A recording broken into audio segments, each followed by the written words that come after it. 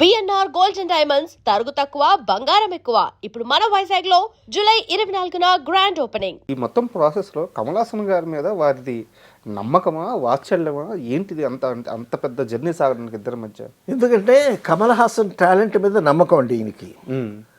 Kamal Haasan talent మీద నమ్మకం కన్నా ఆయన టాలెంట్ మీద ఆయనకు గొప్ప నమ్మకం.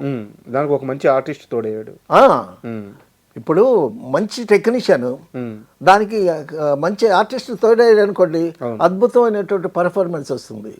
తర్వాత ఆర్టిస్ట్ కూడా మంచివాడైతే తర్వాత ఇంప్రవైజ్ చేయటానికి కూడా బాగుంటుంది. సో ఒక షాట్ అనుకుంటా. తర్వాత వగదీపం వెలిగింది సినిమా చేసాం ఆయనతో. చేస్తానండి చంద్రకళ రంగనాథ్ హీరో హీరోయిన్లు, జగ్గి గారు మరొక పేరు. ఆ కథని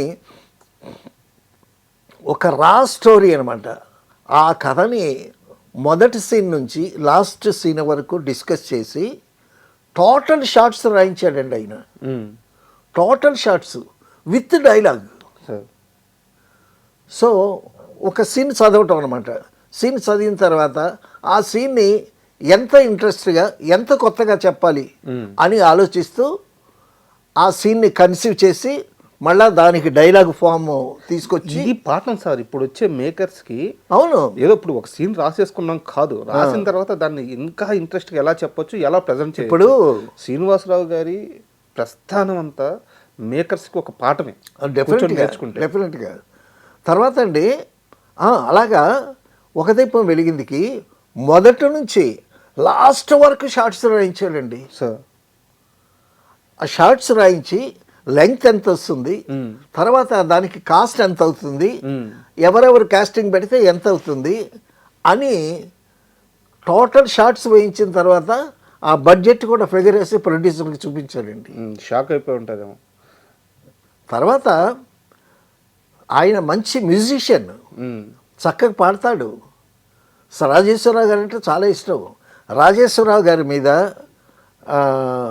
చల్లగాలిలో అని రాజేశ్వరరావు గారు ఒక పాట ఉండేది. ఆ చల్లగాలిలో అని పెట్టి తర్వాత ఒక పెద్ద ఆల్బమ్ తయారు చేశాడు ఆయన.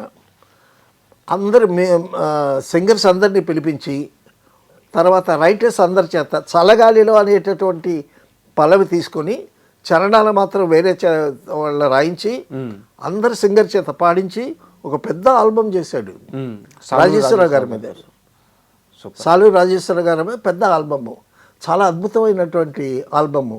మీరు అన్నారే పాఠం అని, మ్యూజిక్ డైరెక్టర్స్కి అదొక పెద్ద పాఠం సార్. తర్వాత ఆయన ఎంత చక్కగా పాడతాడని మ్యూజిక్ సిట్టింగ్లో కూర్చున్నామండి. మ్యూజిక్ సిట్టింగ్లో కూర్చుంటే ఆ మ్యూజిక్ సిట్టింగ్లో కొసరాజు గారు పాట రాయడానికి వచ్చారు. రాజేశ్వర గారు వాయిస్తున్నారు. కొసరాజు గారు పాట రాశారు, ఒక పల్లవి రాశారు, ఒక చరణం రాశారు. పల్లవి బాగానే ఉంది, చరణం బాగానే ఉంది.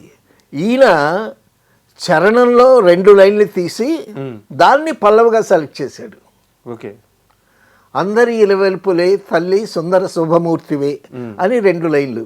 అందరి ఇలవెల్పువే తల్లి సుందర శుభమూర్తివే అనేటటువంటి 2 లైన్లు చరణం మధ్యలో ఉంటే ఆ 2 లైన్లు తీసుకొచ్చి పల్లవిగా పెట్టాడు.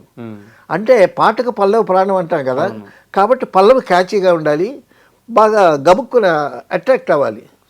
సో సాహిత్యం మీద తర్వాత సంగీతం మీద అంత అద్భుతమైనటువంటి అవగాహన ఉన్నటువంటి వ్యక్తి అండి. అయితే ఈ ప్రయాణంలో బాలకృష్ణ గారితో కూడా అద్భుతమైన సినిమాలు చేశారు. అవునవునవును సార్. అసలు 369 కానీ భైరవదేవ్ అనేటువంటి సినిమా అండి, ఫోక్లర్ సినిమా అది. అందులో పాతాళ భైరవిలో ఆవిడ ప్రత్యక్షమై, దేవత ప్రత్యక్షమై నరుడా ఏమి నీ కోరిక అంటది. అది ఫేమస్ డైలాగు. అసలు ఆ సినిమా రిలీజ్ అయ్యేటప్పుడు అందరూ నరుడా ఏమి నీ కోరిక అని, అది చాలా ఫేమస్ డైలాగ్ అయిపోయింది ప్రజల నోళ్లలో. ఆ మాట తీసుకుని నరుడా ఓ నరుడా ఏమి కోరిక అని పాట పెట్టాడు ఆయన. అక్కడి నుంచి తీసుకుని మళ్ళా అదే ఛాయ్ కాకుండా మళ్ళా నరుడా ఓ నరుడా ఏమి కోరిక అని చిన్న మార్పుతో పాట చేయించాడు. ఎంత హిట్ అయింది. తర్వాత అండి కన్నడ రాజకుమార్ గారితో సినిమాలు చేశాడు.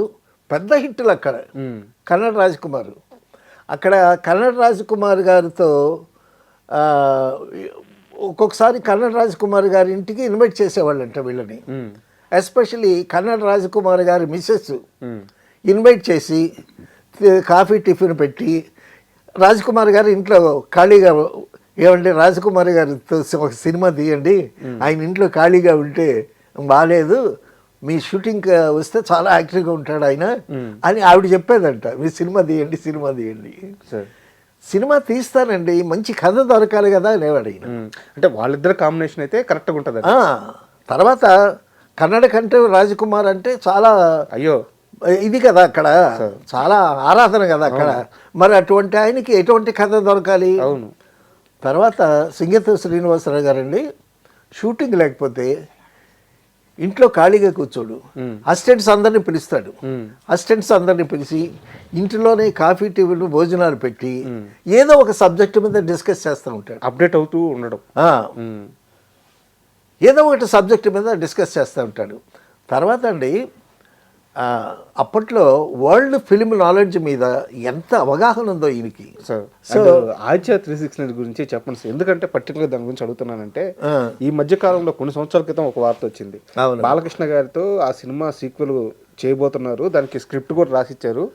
బాలకృష్ణ గారి వారసుడు మోక్షజ్ఞతో చేయాలి అని దాని ఎంట్రీ అని చెప్పేసి వార్తలు వచ్చింది. అవునవును, మోక్షజ్ఞతో చేయాలని. 369 అంటే చాలా బాగా ఇష్టం, చాలా ఇష్టం ఆయనకి, చాలా ఇష్టం. సో టోటల్ సబ్జెక్ట్ అంతా రెడీ చేశాడు ఆయన సీక్వెల్కి. టోటల్ సబ్జెక్ట్ రెడీ చేశాడు, బాలకృష్ణ గారికి ఇచ్చాడు. ఆయన ఎప్పుడు చేద్దామంటే అప్పుడు చేద్దామని అనుకున్నాడు. ఓకే. తర్వాత అప్పటికే ఆయన 90కి వచ్చేసాడు.